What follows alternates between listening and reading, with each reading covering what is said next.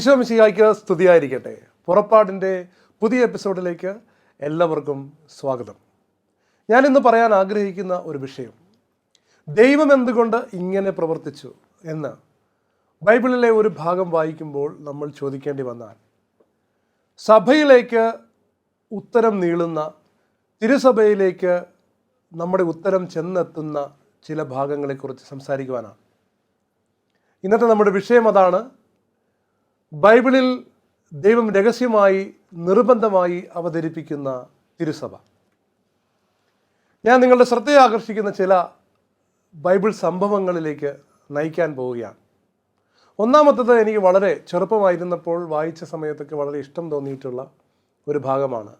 പണ്ട് ഹബക്കുക്ക് പ്രവാചകനെ മാലാഖ മുടിക്കുത്തി പിടിച്ച് ദാനിയേലിൻ്റെ സിംഹക്കുഴിയിൽ എത്തിച്ചു എന്ന് പറയുന്നത് പോലെ, ഫിലിപ്പോസ് എന്ന് പറയുന്ന കർത്താവിൻ്റെ ദാസൻ ദൈവാത്മാവിൻ്റെ പ്രേരണയാൽ ഒരു മനുഷ്യൻ്റെ അടുത്ത് അത്ഭുതകരമായി എത്തുന്നു.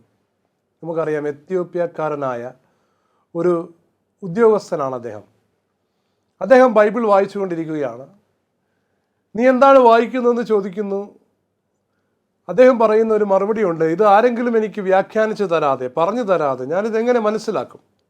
അപ്പോൾ നമുക്ക് മനസ്സിലായി, ദൈവത്തിൻ്റെ ആത്മാവ് ഫിലിപ്പോസിനെ അവിടെ കൊണ്ടെത്തിച്ചത് ഒരു പ്രത്യേക ഉദ്ദേശത്തോടു കൂടിയാണ്.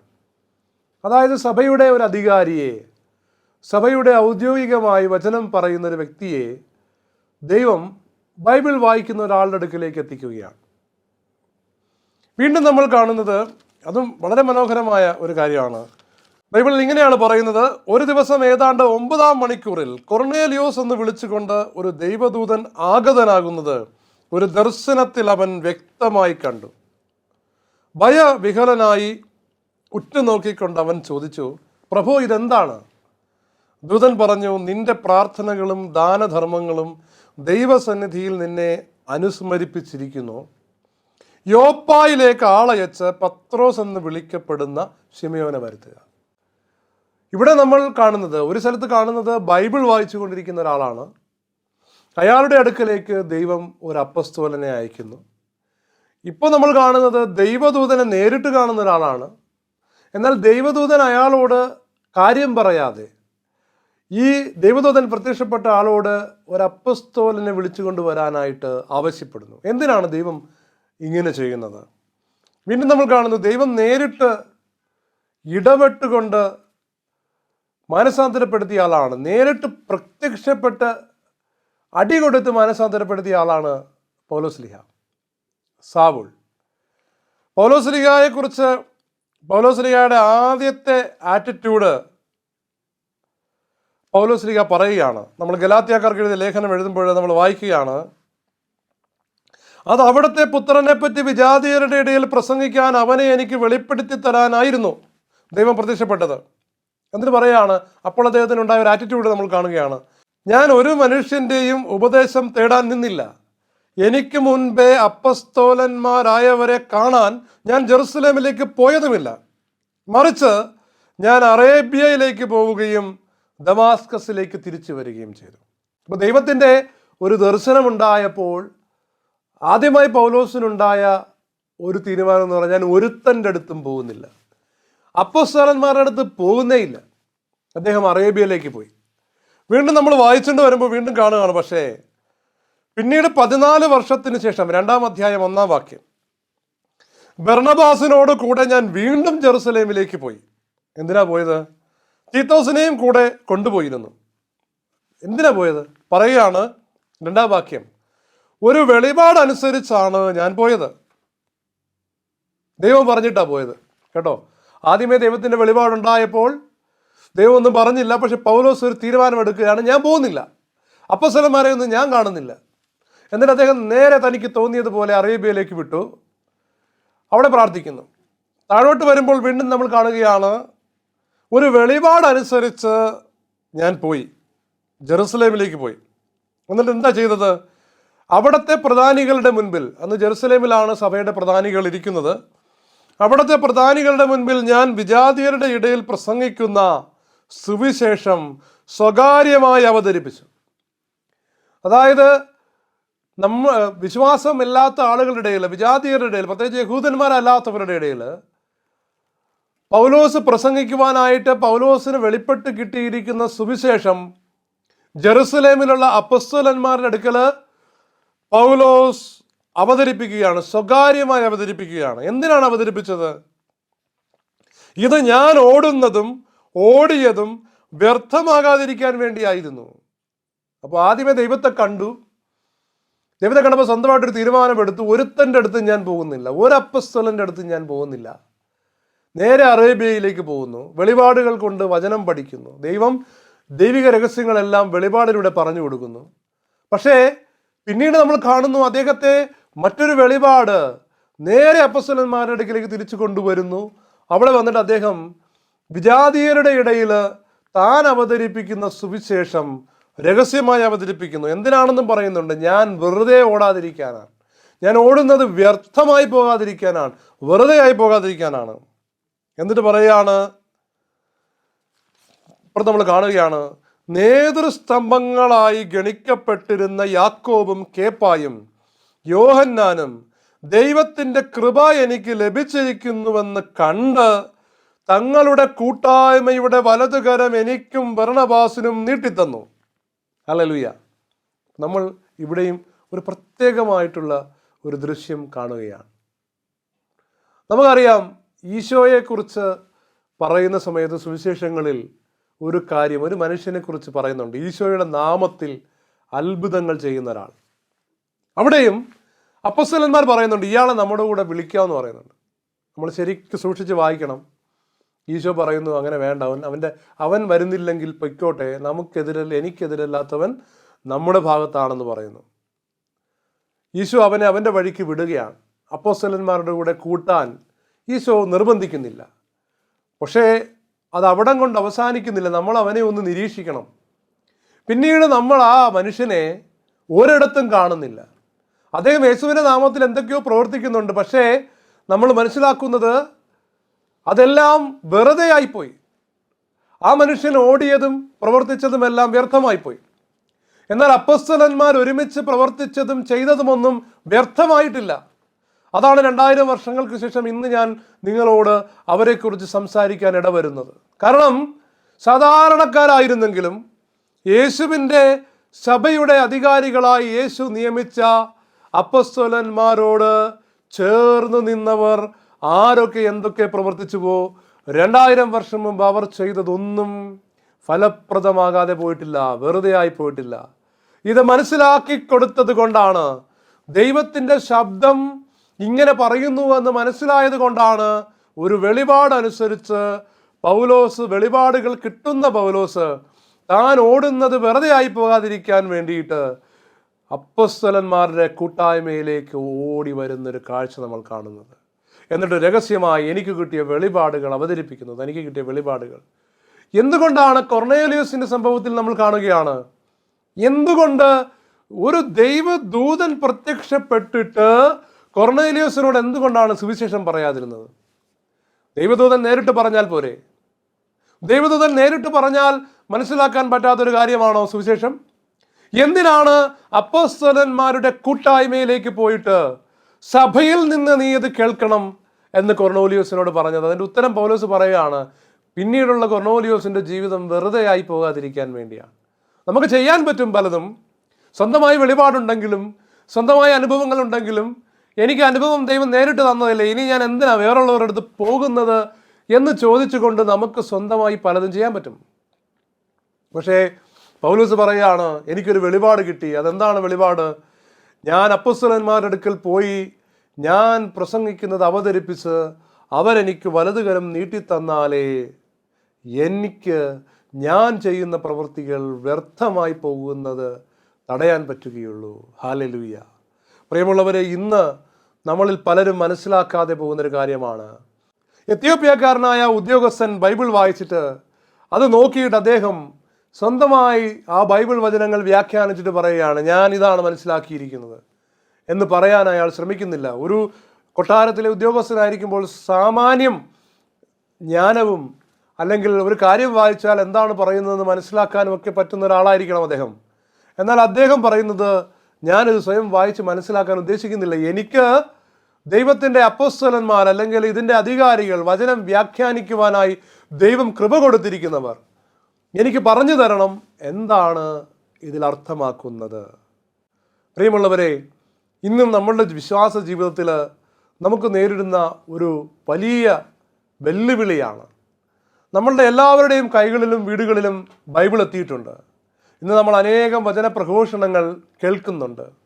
എന്നാൽ ഇതെല്ലാം നമ്മൾക്ക് സ്വീകാര്യമാണെങ്കിലും, ഇതൊക്കെ നമുക്ക് കേൾക്കാൻ സാധിക്കുന്നുവെങ്കിലും, ഇതൊക്കെ നമുക്കറിയാമെങ്കിലും, ഈ പൗലോസ് അപ്പോസ്തലൻ്റെ മാതൃക, മാലാഖ കൊർണോലിയോസിൻ്റെ അടുത്ത് പറഞ്ഞു കൊടുത്ത മാതൃക, എത്യോപ്യക്കാരനായ ഉദ്യോഗസ്ഥൻ്റെ അടുക്കലേക്ക് ഫിലിപ്പോസിനെ അയക്കുമ്പോൾ പരിശുദ്ധാത്മാവ് മനസ്സിലാക്കിയിരുന്ന, അല്ലെങ്കിൽ നമ്മൾ തിരിച്ചറിയണമെന്ന് ആഗ്രഹിക്കുന്ന മാതൃക, അവിടെ നിന്ന് അത്ഭുതകരമായി അപ്രത്യക്ഷമാവുകയാണ് ചെയ്യുന്നത് ഫിലിപ്പോസ്. അങ്ങനെ അത്ഭുതം പ്രവർത്തിച്ചുകൊണ്ടാണ് എത്യോപ്യക്കാരനോട് പരിശുദ്ധാത്മാവ് വചനം പറയാൻ സഭയിലെ വ്യക്തിയെ അയക്കുന്നത്.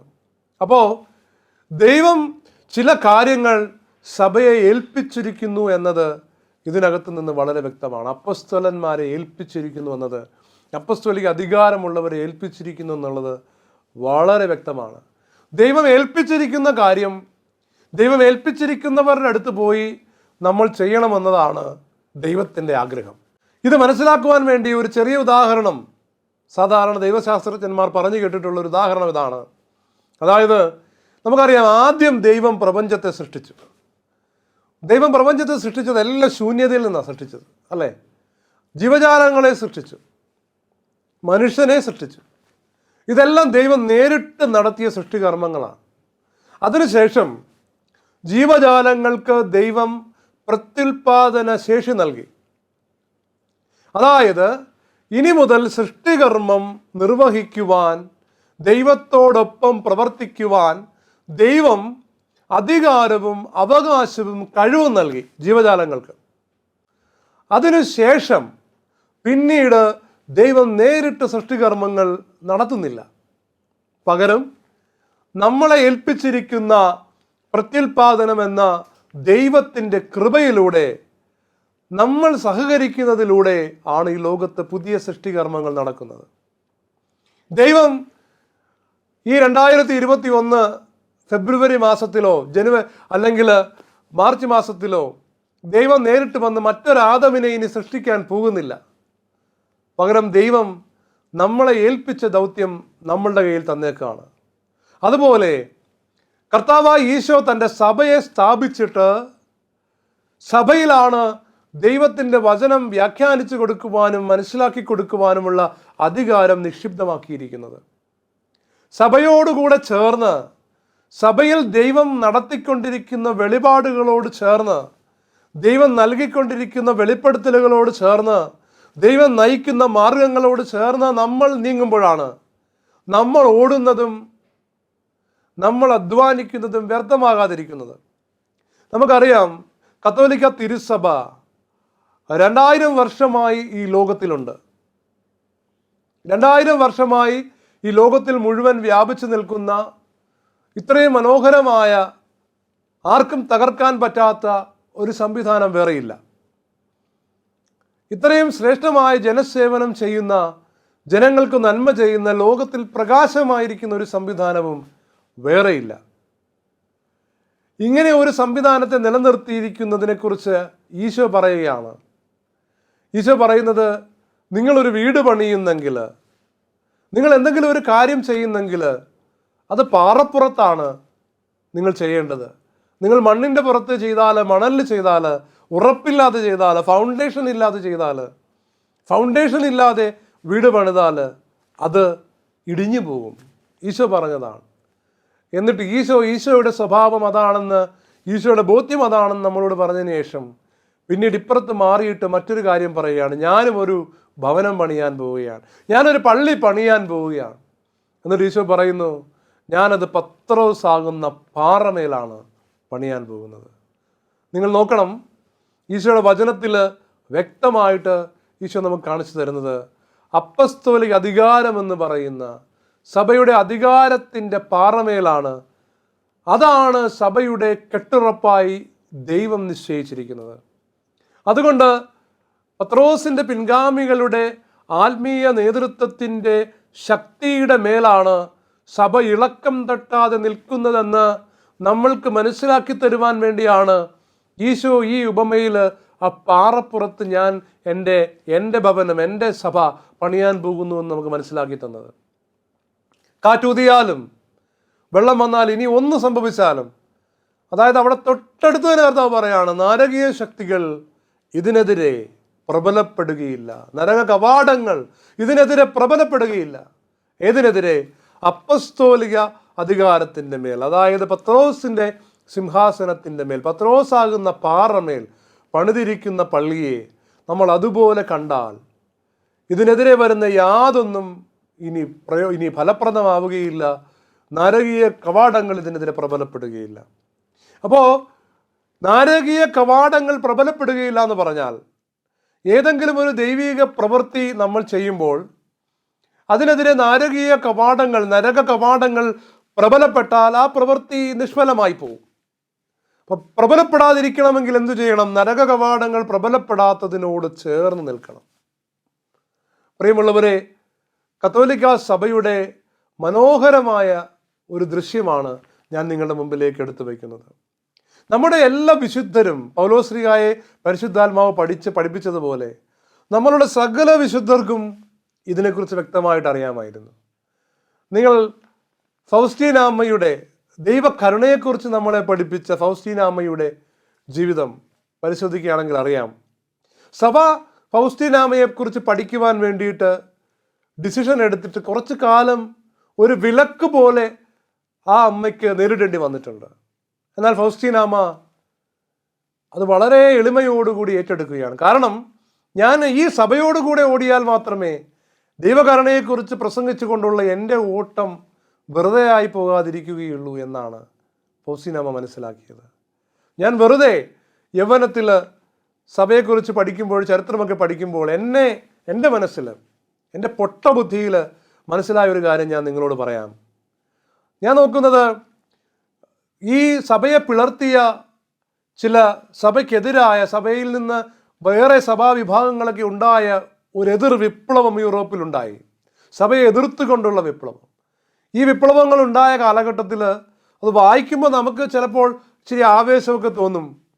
അതായത് സഭയുടെ ചില കുറവുകളൊക്കെ എടുത്തു കാണിച്ചുകൊണ്ടാണ്, അന്ന് ഉണ്ടായിരുന്ന ചില പ്രശ്നങ്ങളൊക്കെ എടുത്തു കാണിച്ചുകൊണ്ടാണ് ഈ വിപ്ലവങ്ങളൊക്കെ ഉണ്ടായത്.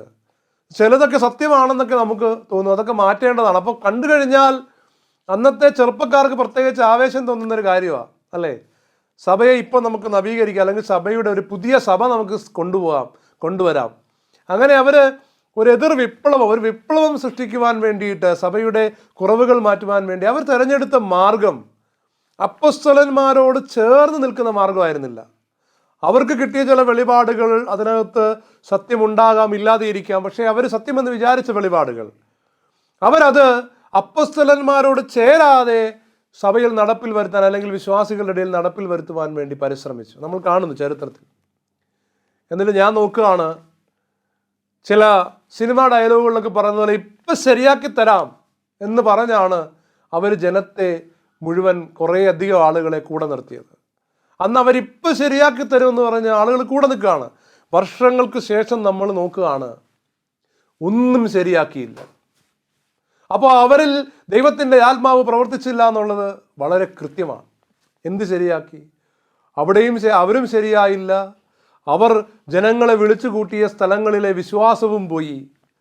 കത്തോലിക്ക സഭയുടെ വേരോട്ടത്തെ കുറച്ചൊക്കെ അവർക്ക് എതിർക്കാൻ പറ്റി. അവർ ആ ഭാഗങ്ങൾ പ്രതിസന്ധി ഉണ്ടാക്കുവാനായിട്ട് അവർ പരിശ്രമിച്ചുവെങ്കിലും ഇന്നും അവിടെ തകരാതെ നിൽക്കുന്ന, ശക്തി പ്രാപിച്ചു നിൽക്കുന്ന, സഭയുടെ വിശ്വാസത്തിനെതിരായ വിശ്വാസ സംഹിതകളുള്ള രാഷ്ട്രങ്ങൾ, അല്ലെങ്കിൽ വലിയ അധിനിവേശ കേന്ദ്രങ്ങൾ റോമിന് ചുറ്റും രൂപപ്പെട്ടിട്ടും, സഭയെ വെല്ലുവിളിക്കുന്ന ഏകാധിപതികൾ ഉണ്ടായിട്ടും ഒന്നും പറ്റാതെ ഇന്നും യൂറോപ്പിൽ വിശ്വാസത്തെ കാത്തു സൂക്ഷിക്കുന്ന ശക്തി കേന്ദ്രമായി, ലോകമെങ്ങും ഉറപ്പുള്ള ഒരു ദീപം സ്തംഭമായി കത്തോലിക്ക സഭ നിൽക്കുകയാണ്. അപ്പോൾ അന്ന് അവിടെ പറ്റിയത് ഒരു അബദ്ധമാണ്.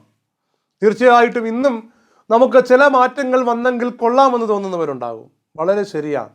പക്ഷേ ഇത്തരത്തിലുള്ള വിരുദ്ധമായ പ്രവർത്തനങ്ങൾ, വിപ്ലവകരമായ പ്രവർത്തനങ്ങൾ സഭയിൽ ഒരു നന്മയും ഉണ്ടാക്കിയിട്ടില്ല, ഒന്നും ശരിയാക്കിയിട്ടില്ല എന്ന സത്യം നമ്മൾ തിരിച്ചറിയുമ്പോഴാണ് സഭയിൽ ഒരുപാട് മനോഹരമായ പരിവർത്തനങ്ങൾക്ക് കാരണക്കാരായ വിശുദ്ധരുടെ ജീവിതം പഠിക്കുമ്പോൾ നമ്മൾ ആ രീതി തിരിച്ചറിയുന്നത്. നമുക്കറിയാം, പൗലോസിലൂടെ പിന്നീട് പത്രോസിന് വേണ്ട മാർഗനിർദ്ദേശങ്ങൾ ദൈവം പറയുന്നുണ്ട്. പൗലോസിന് എപ്പോഴാണ് സംഭവിച്ചത്?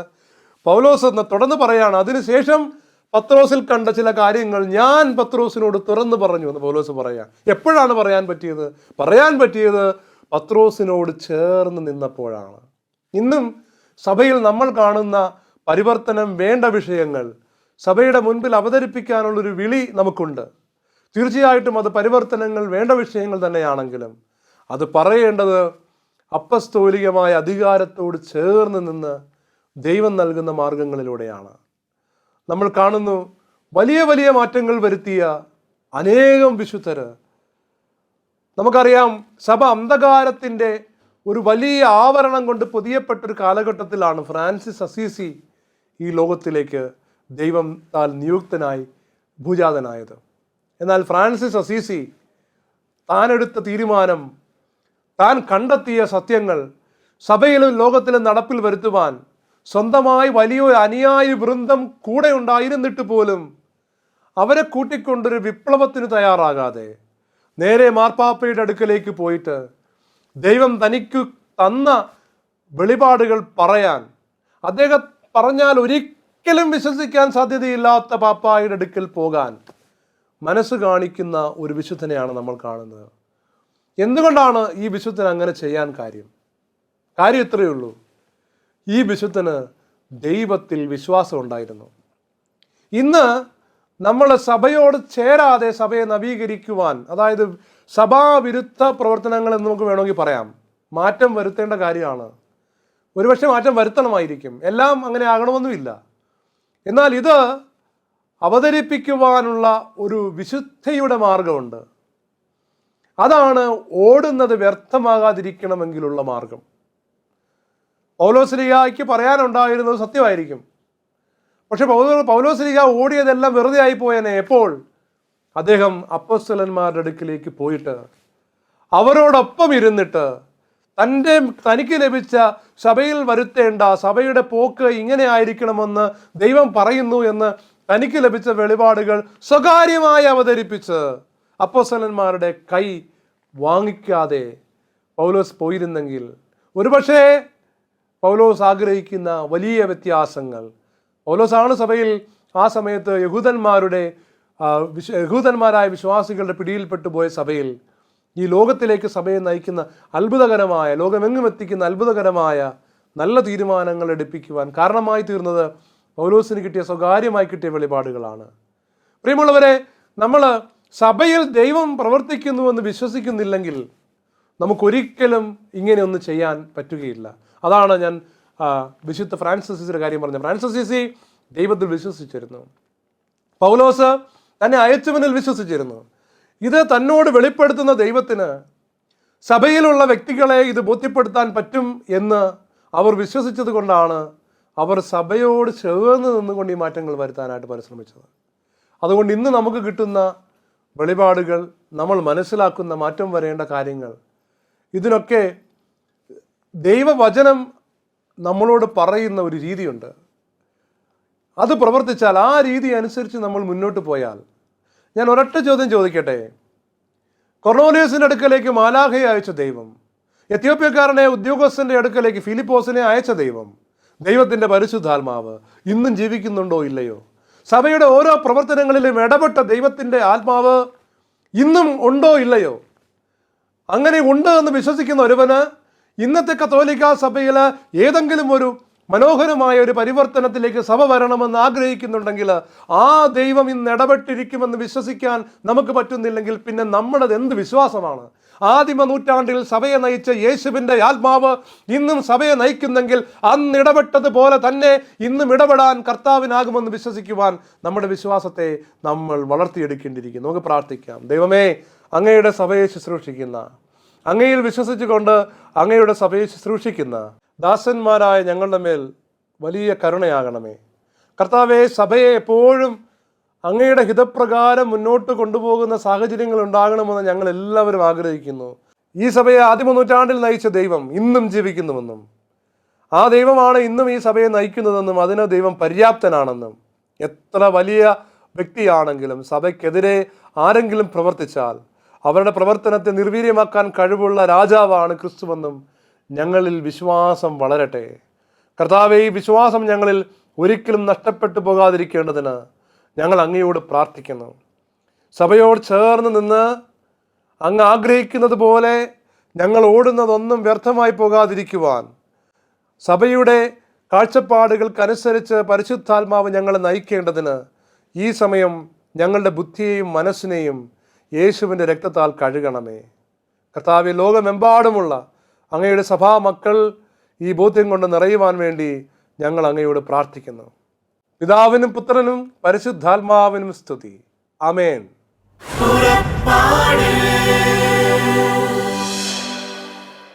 ഈ പ്രോഗ്രാമിനെ കുറിച്ചുള്ള നിങ്ങളുടെ വിലയേറിയ അഭിപ്രായങ്ങളും നിർദ്ദേശങ്ങളും ഇമെയിലിലൂടെ ഞങ്ങളെ അറിയിക്കുക. purappadu.uae@gmail.com. പരിശുദ്ധാത്മവരങ്ങളാലെന്നും ഹൃദയത്തിനകതാരു നിറയ്ക്കും യാത്ര.